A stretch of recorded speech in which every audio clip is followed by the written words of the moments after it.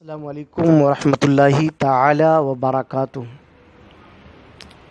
ماہ رمضان المبارک میں عوام الناس میں ان گنت غلط فہمیاں ایسی پیدا ہوتی رہتی ہے جن کو وہ سمجھتے ہیں کہ ان سے روزہ ٹوٹ جاتا ہے۔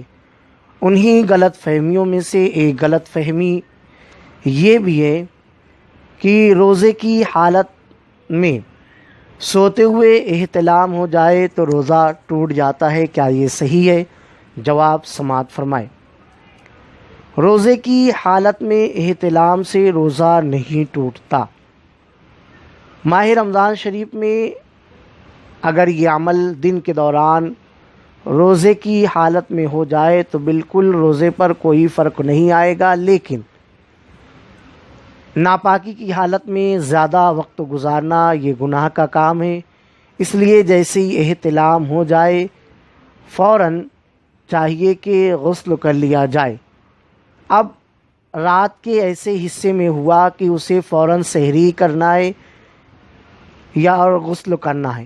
غسل کرے گا تو سحری کا وقت تو چلا جائے گا، سحری کے بعد غسل کر کے وہ نماز پڑھ سکتا ہے۔ تو اب ایسی صورت میں کیا کرے؟ تو اس کا بھی جواب سنیں کہ ایسے وقت میں اٹھا کے سحری کرنا ہے تو فوراً اچھی طرح سے کلی کر لے، منہ دھو لے اور سحری کرے، اور سحری کرنے کے بعد اب وہ غسل کرے اور